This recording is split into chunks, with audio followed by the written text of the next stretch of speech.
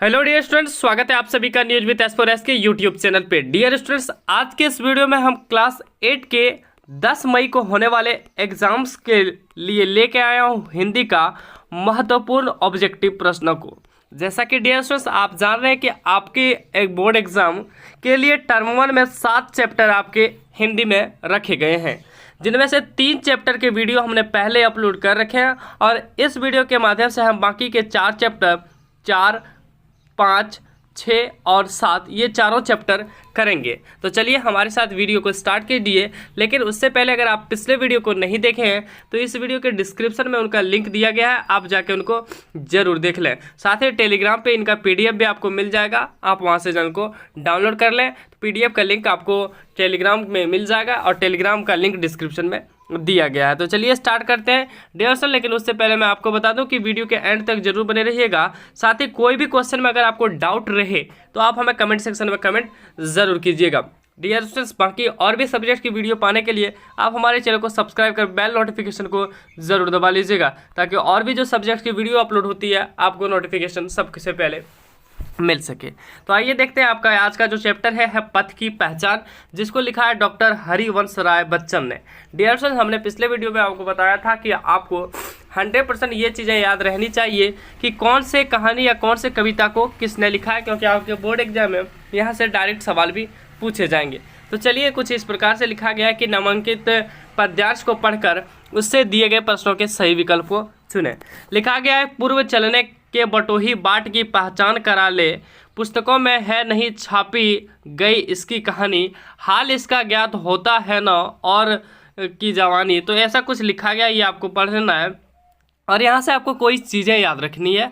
जैसे कि dear student, यहाँ पे बटोही एक शब्द आ रहा है जिनको याद रखनी है, जवानी एक शब्द आ रहा है, अनगिनत एक शब्द आ रहा है, निशानी एक शब्द आ रहा है।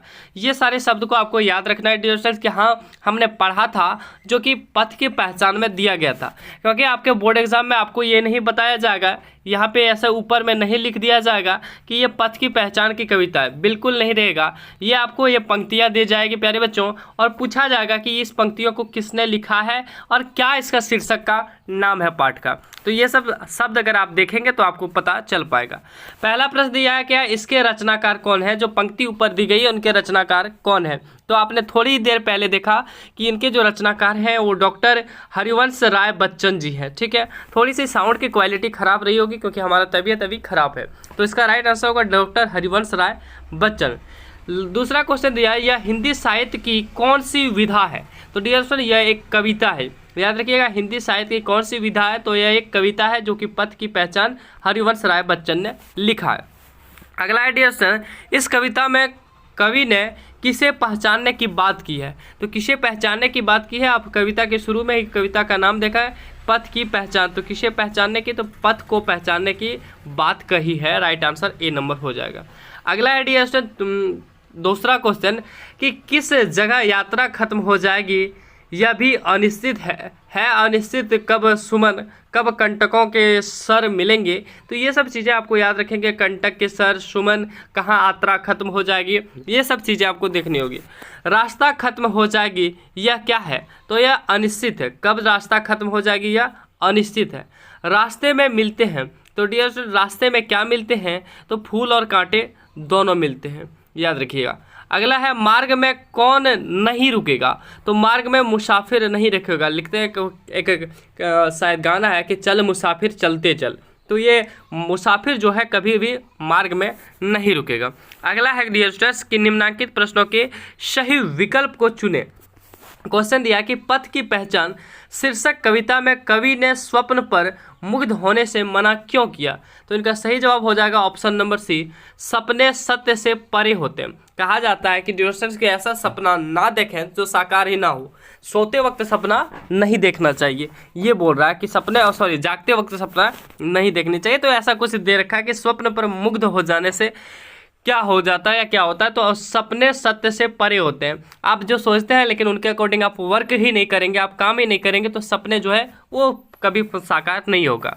अगला दे रखा है, पुस्तकों में नहीं छपी गई इसकी कहानी, हाल इसका ज्ञात होता है न औरों की जवानी। प्रस्तुत पद्यांश के रचनाकार कौन है। तो इसी टाइप के बोर्ड एग्जाम में आपके सवाल पूछे जाएंगे। तो इनके रचनाकार क्या है, तो डॉक्टर हरिवंश राय बच्चन, याद रखिएगा। अगला है पथ की पहचान। कविता में कवि ने पथ पर चलने से पहले क्या करने को कहा है? तो क्या करने को कहा है कि पथ की पहचान करने को कहा है कि पथ की पहचान। कविता में कवि ने चलने से पहले क्या किया कि पथ की जो है पहचान करनी कही है। अगला दे रखा है जी पथ की पहचान। कविता में राह चलते हुए हमें किसका ज्ञात होना चाहिए? तो किसका ज्ञात होना चाहिए? तो सत्य और असत्य, असत्य का और सत्य का दोनों का ज्ञान होना चाहिए। ऑप्शन सी हो जाएगा इनका सही विकल्प। अगला है पथ की पहचान। कविता में सफल सही कौन है? तो सफल सही कौन है? तो डियर स्टूडेंट का राइट आंसर हो जाएगा, जो सही उत्तर होगा ऑप्शन नंबर 20 महान लोग। कह रहा है कि पथ की पहचान जो कविता है उसमें सफल राही कौन है? सही नहीं, सफल राही कौन है? तो महान लोग। अगला दे रखा है डियर स्टूडेंट निम्नलिखित गद्यांश को पढ़कर उससे दिए गए प्रश्नों को सही विकल्प को चयन करें। मैं छोटा था, वे बड़े थे। मेरी उम्र 9 साल की थी, वे 14 साल के थे। उन्हें मेरी तंबी और निगरानी का पूरा जन्मसिद्ध अधिकार था और मेरी शालीनता इसी में थी कि उनकी हुक्म को कानून समझूं। तो ये जो पैसेज दे रखा है उनके आधार पर आपको जवाब देने हैं। तो चलिए देखते हैं। मैं छोटा था, मैं कौन था? जो शब्द यहाँ पे मैं यूज किया जी मैं छोटा था, तो यहाँ पे मैं शब्द किसके लिए प्रयोग किया गया? तो इनका सही जवाब हो जाएगा प्रेमचंद्र के लिए। राइट आंसर क्या हो जाएगा? प्रेमचंद्र के लिए। अगला है डी ऑप्शन लेखक के बड़े भाई की उम्र क्या थी? मैं 9 था, वो 14 था। कितने का? तो 14 वर्ष इनकी सही विकल्प हो जाएगी। वे स्वभाव से बड़े अध्ययनशील थे। इसमें अध्ययनशील किस प्रकार का शब्द है? तो अध्ययनशील जो शब्द है एक विशेषण है जो कि किसी की विशेषता बता रही है कि वे अध्ययनशील है, वे गोरा है, वे काला है, वे चालाक है। तो उनकी विशेषता बताती है। जब भी कोई चीज़ की विशेषता बताती है तो हम उसे विशेषण जनरली कहते हैं। अगला है निम्नलिखित प्रश्नों के सही विकल्प को चुनें। बड़े भाई साहब शीर्षक कहानी में लेखक के बड़े भाई ने लेखक के सामने पढ़ाई का कैसा चित्र खींचा?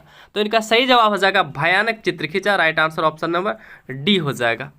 अगला है डियर साहब बड़े भाई साहब शीर्षक पाठ के अनुसार कौन कौआ शब्द का है? कनकौआ शब्द का अर्थ है। तो इनका सही जवाब हो जाएगा प्यारे बच्चों पतंग। कनकौआ जो देखते हैं पतंग जो है उड़ती है कौए की तरह, तो उसे पतंग के शब्द से रिलेट किया गया है। यहाँ पे इन चैप्टर का नाम थोड़ा सा इस जगह पे छूट गया होगा शायद।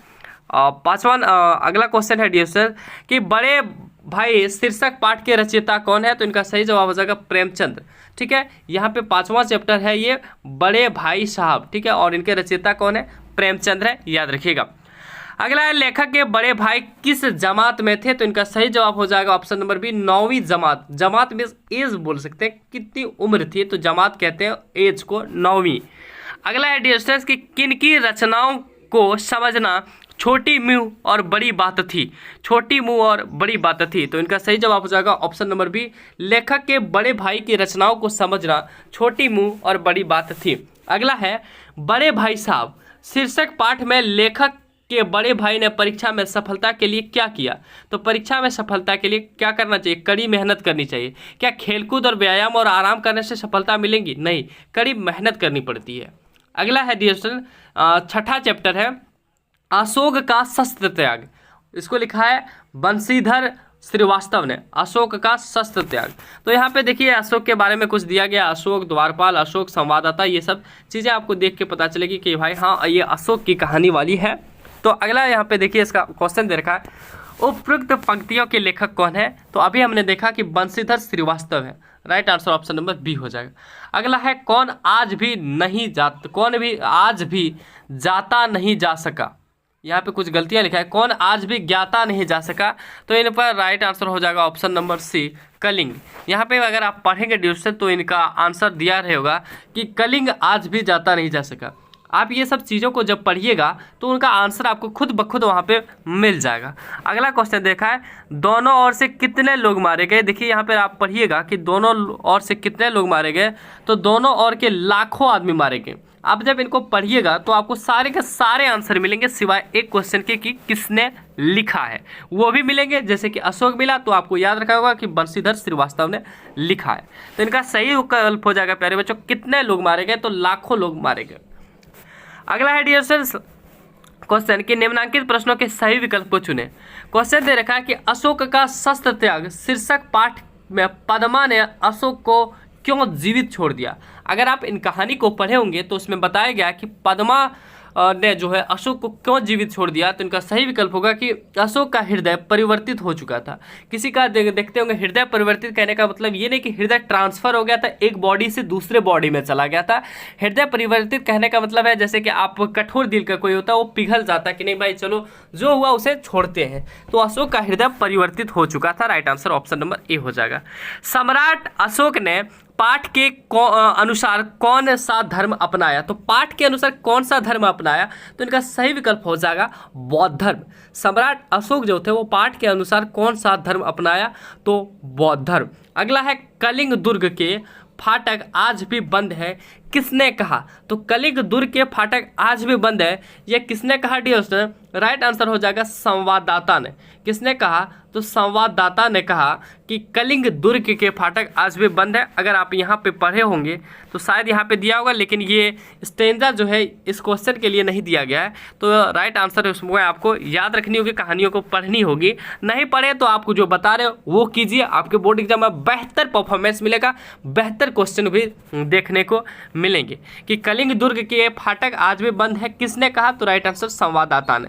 डियर हम आपको बोल रहे हैं कि तबीयत थोड़ी सी खराब है, इसलिए हम आपको शायद वो फीलिंग नहीं दिला पा रहे होंगे कि जैसा आपको पहले दिलाते थे। फिर भी कोशिश रही है हमारी कि आपको बेटर और बेस्ट दें। अगला है डियर स्टूडेंट कि कौन समाचार लाया कि कलिंग के महाराजा लड़ाई में मारे गए। तो इनका सही जवाब होगा गुप्तचर। भाई न्यूज़ कौन लाता है, तो गुप्तचर ही लाता होगा ना। आप महाभारत रामायण अगर देखे होंगे बचपन में तो आप उसमें देखते होंगे कि एक गुप्तचर रहता है। कोई भी सेना मरा, कोई भी सेनापति मरा, कोई भी राजा मरा, तो वो इन्फॉर्मेशन अपने जो राज्य होता है वहाँ पे लाता है, अपने राजा को बताता है।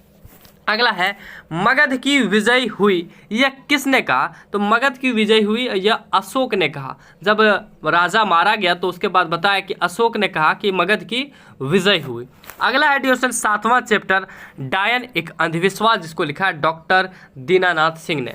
और डियर डायन एक अंधविश्वास ही है, इसे आप रिलेटेड सच नहीं माने, क्योंकि आप गांव में रहते होंगे, देहात में रहते होंगे। खासकर शहरों में ऐसा चीज़ नहीं है, गांव देहात में ही है कि डायन कहा जाता है, डायन को माना जाता है। लेकिन ऐसा कुछ शायद होता भी नहीं है, ये एक सिर्फ अफवाह फैलाया गया है और इसे गलत तरीके से गांव देहातों में फैलाया गया है। ये डायन कुछ भी नहीं होता है, सिर्फ एक भ्रम होता है जिसे आप अपने मनों में ना रखें। पॉजिटिव सोचें और आज की आधुनिक युग को जिए। पिछले के युग की तरह आप डायन तो भूत ये सब चीज़ों को नेगलेक्ट करें। अगला है डियर से निम्नलिखित पद्यांश को पढ़कर उससे दिए गए प्रश्नों का सही विकल्प को चुनें। गांव के पूरब बांसों की झुरमुट के बीच बनी है एक कुटिया, उसमें रहती है एक बुढ़िया। यह किस पाठ से लिया गया। तो यह कौन सी है, तो डायन कहानी से ली गई है। राइट आंसर डायन जो कविता है उनसे ली गई है। आप उसको पढ़े होंगे तो देखे होंगे एक बांस का उसमें झुरकुटिया बनाया गया, झुरमुट के बीच में एक बुढ़िया रहती है, सफ़ेद वस्त्र पहनती है, ये सब चीज़ें उनमें दिखाया भी गया। अगला है यह हिंदी साहित्य की कौन सी विधा है। तो यह भी एक कविता है dear. Right answer option number A हो जाएगा। अगला है कुटिया कहाँ बनी थी। तो कुटिया जो बनी थी वो बांसों के झुरमुट के बीच बनी थी। अगला है फैली है कई कहानियाँ उसके बारे में, जितने मुंह उनकी बात, जितने मुंह उतनी बात, सामने आने पर मगर लोग जोड़ते हैं हाथ और तुरंत ही अपना मुख मोड़ते हैं, आदर नहीं डर से ऐसा करते हैं। आप देखते होंगे कि जहाँ पे आपको ऐसा कहानियाँ मिली होगी कि डायन है वो ऐसा होता नहीं है, उससे मैं बार बार कह रहा हूँ, लेकिन जो भी बोलते हैं कि वो डायन है तो वहाँ पे देखते होंगे आप डर से उनको आदर कोई नहीं करते, उसका रिस्पेक्ट कोई नहीं करते, लेकिन उनका डर से उनको प्रणाम करते हैं। क्या करते हैं कि उनसे मुख तो मोड़ लेते हैं लेकिन उनका आदर नहीं करके उससे जितना जल्दी छुटकारा वैसा करते हैं, लेकिन कहीं ना कहीं उससे भेदभाव करते हैं जो कि गलत है। इसके रचनाकार कौन है। इस पंक्तियों के रचनाकार हमने अभी पढ़े कि इनके रचनाकार डॉक्टर दीनानाथ सिंह हैं।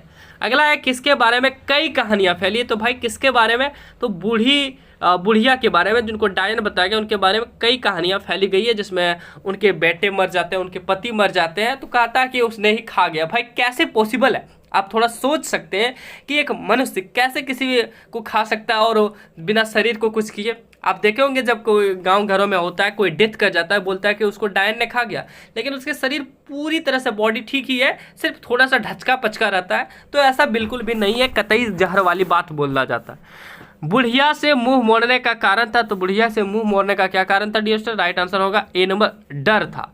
अगला क्वेश्चन देखिए, यहाँ से दिया है डायन प्रथा है, तो डायन प्रथा क्या है? समाज का कलंक है, अंधविश्वास है और स्त्रियों का अपमान है। इनका सही विकल्प होगा उपरोक्त सभी। अगला क्वेश्चन है डायन एक अंधविश्वास, कविता में हमारे समाज में डायन के रूप में फैले किस पर चोट करती है? तो ये चोट अंधविश्वास पर करती है। राइट आंसर हो जाएगा अंधविश्वास। याद रखिएगा, आत्मविश्वास नहीं लगाना है आपको, 100% आत्मविश्वास ही लगाना है। अगला है डायन एक अंधविश्वास, कविता के रचनाकार या फिर कवि कौन है? तो इनका सही विकल्प क्या था? डॉक्टर दीनानाथ सिंह। अगला है किस किताब में डायन शब्द का उल्लेख नहीं है? तो कौन से किताब में डायन शब्द का उल्लेख नहीं है? तो कानून की किताब में डायन शब्द का उल्लेख नहीं है। यहाँ तक कि कानूनी तौर पर अगर आप किसी को डायन बोलते हैं तो आपको कानूनी धारा लगाकर आपकी जेल भी की जा सकती है। अगला दे रखा है कि डायन एक अंधविश्वास, कविता में बुढ़िया गांव के किस दिशा में रहती थी? तो आप पढ़े होंगे, ऊपर में दिया था स्टेंजा में कि पूरब में थी झुरकुट बांस की, तो वहीं पे रहती थी। अगला है असभ्य, जाहिल और अनपढ़ लोग बुढ़िया को क्या कहते हैं? तो क्या कहते हैं प्यारे बच्चों? डायन कहते हैं। अगला क्वेश्चन बस यहीं तक था आज के इस वीडियो में डियर स्टूडेंट्स। आपने हिंदी के सारे बुक के क्वेश्चन को कर लिए। बाकी अगर आपके बोर्ड एग्जाम में ग्रामर के क्वेश्चन पूछे जाएंगे तो हम अगले वीडियोस के माध्यम से आपको ग्रामर के भी क्वेश्चन कराएंगे। जहां तक आपने आज क्वेश्चन किए डियर स्टूडेंट्स, आई होप उनसे बाहर आपके बोर्ड एग्जाम में क्वेश्चन जाने के चांसेस बहुत कम ही होंगे, क्योंकि हमने अपने तरफ से जितने भी ज़्यादा हो सके क्वेश्चन को कराए हैं। फिलहाल अगर आप पिछले वीडियो को नहीं देखे हैं तो आप उनको जरूर देख लें। मिलेंगे नेक्स्ट वीडियो में, तब तक के लिए धन्यवाद। जय हिंद, वंदे मातरम।